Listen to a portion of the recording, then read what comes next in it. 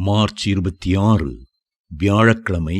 தன்னை புகழாது அன்பு தன்னை புகழாது. 1 கொரிந்தியர் 13:4. அன்பு தன்னைத்தானே புகழ்ந்து கொள்வது இல்லை, விளம்பரம் தேடுவதில்லை. அன்புள்ளவர்கள் பேர் புகழை எதிர்பாராமல் பின்னணியில் மறைந்திருந்து நன்மை செய்து கொண்டே இருப்பார்கள். நாட்டுக்கோழியானது ஒரு முட்டை இட்டு விட்டால் போதும், கொக்கரித்து சத்தமிட்டு 1/2 மணி நேரம் ஆர்ப்பாட்டம் செய்துவிடும். ஆனால் வாத்தை பாருங்கள், கோழியை விட பெரிய முட்டை இட்டாலும் கூட பெருமை பாராட்டாமல் அமைதியாயிருக்கும். வேதம் சொல்லுகிறது, மேன்மை பாராட்டுகிறவன் கர்த்தரை குறித்தே மேன்மை பாராட்ட கடவன். தன்னைத்தான் புகழ்கிறவன் உத்தமன் அல்ல, கர்த்தரால் புகழப்படுகிறவனே உத்தமன். 2 கொரிந்தியர் 10:17-18. அன்புள்ள இயேசுவை நோக்கி பாருங்கள். அவர் நன்மை செய்கிறவராய் சுற்றித் திரிந்தார்.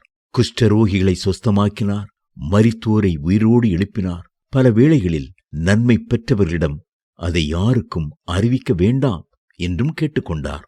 ஜனங்கள் அவரை ராஜாவாக்க எண்ணியிருக்கையில் அவர்கள் மத்தியிலிருந்து மறைந்து போனார். தற்புகழை விரும்பாத அன்பின் நேசர் அவர். தன்னை புகழாத அன்பு கிறிஸ்துவின் அன்பு. அந்த அன்புதான் அவரை பரலோகத்தை விட்டு பூமிக்கு கொண்டு வந்தது.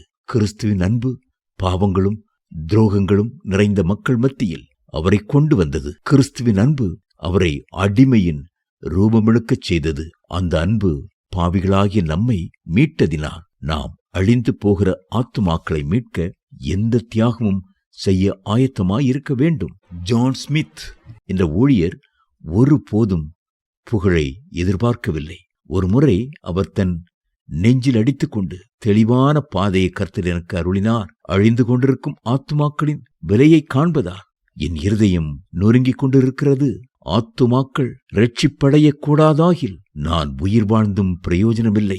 ஆம் கர்த்தாவே, ஆத்துமாக்களை தாரும், அல்லது நான் மடிந்து போகிறேன் என்று கதறி கதறி அழுதாராம். திரும்பி வரக்கூடாத அக்னிக்கடலுக்கு நேராக எந்தவித உணர்வுமின்றி உல்லாசமாய் சென்று கொண்டிருக்கும் ஆத்துமாக்களின் நிலையை காணும் கண்களையும், அவர்களை நோக்கி அன்பின் கரிசனையோடு நடக்கும் பாதங்களையும் கர்த்தர் நமக்கு தந்தருள்வாராக. கர்த்தர் தாமே தேவ அன்பினால் நம் நினைவுகள், சிந்தைகள், செயல்கள் எல்லாவற்றையும் நிரப்புவாராக. கல்வாரி அன்பை உயர்த்தி காட்டி ஆத்தும ஆதாயம் செய்யும் கிருபைகளை தந்தருள்வாராக. கிறிஸ்துவின் அன்பை உண்மையாய் ருசித்தவர்களின் உள்ளங்களில் அழிந்து போகும் ஆத்துமாக்களை குறித்த பாரமும் கவலையும் எப்பொழுதும் ஒரு பாரச் சுமை போல அழித்துக் கொண்டே இருக்கும். அங்கு தற்புகழ்ச்சிக்கு இடமில்லை. தேவ பிள்ளைகளே, கிறிஸ்துவின் அன்பு உங்களை நெருக்கியே வட்டும். நாங்கள் எங்களையே பிரசங்கியாமல் கிறிஸ்து இயேசுவை கர்த்தர் என்றும், எங்களையோ இயேசுவின் நிமித்தம் உங்கள் ஊழியக்காரர் என்றும் பிரசங்கிக்கிறோம். 2 கொரிந்தியர் 4:5.